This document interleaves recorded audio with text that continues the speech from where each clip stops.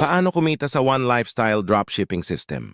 Once you invest here, magkakaroon ka ng official account or online store na doon papasok ang income mo at andon na din ang mga products. Meron tayong mga products dito dahil legal tayo. So ano na nga ba ang gagawin mo dito para makapag-start ka na kumita? All you need to do is to promote on your Facebook account. Promote means is posting, which is siguro naman nagagawa muna ng matagal. Kaso nga lang walang income after mo mag-promote.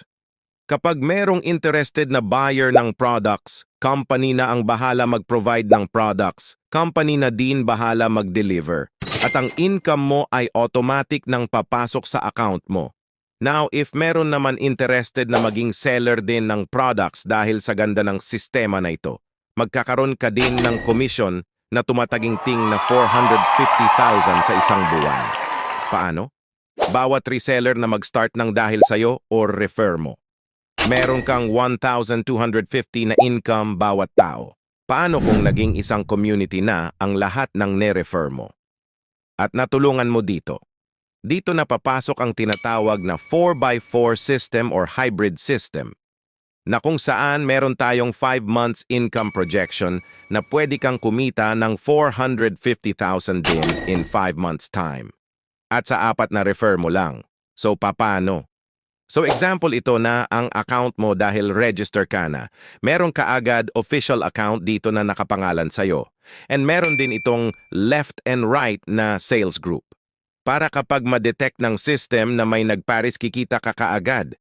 Sa una hanggang pang 5 pares, meron kang 500 kada pares. 6 to 10 naman ay 1,000. And 11 to infinity 1,500. Wow. 1,500 kana kada pares. So ito ang ating 5 months na projection na income. In your first month, ang 4 na tao hahatiin natin sa 2 at ilalagay kabilaan left and right.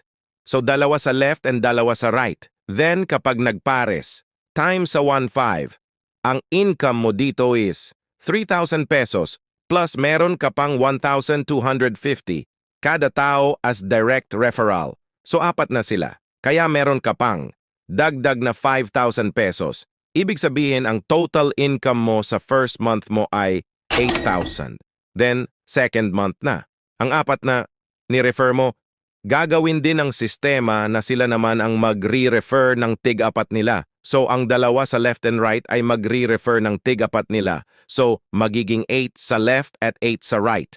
At kapag nagpares, 8 times 1,500 sa second month mo. Kumikita ka na kahit wala ka nang ginagawa, ang 12,000. Then third month mo naman. Dito wala ka na ding ginagawa kasi ang mga tao mo na ang magre-refer dito. At ang tao mo na dito ay 32 sa left and 32 sa right times natin sa 1,500. Dito kumikita ka na kahit wala ka nang ginagawa ng 48,000 pesos. So fourth month na. Ang tao mo na dito ay 128 sa left and 128 sa right.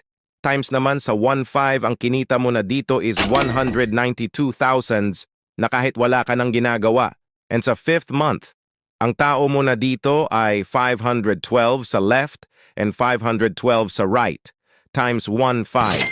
768 na ang kinita mo after 5 months. Na dito mas lalong wala ka nang ginagawa.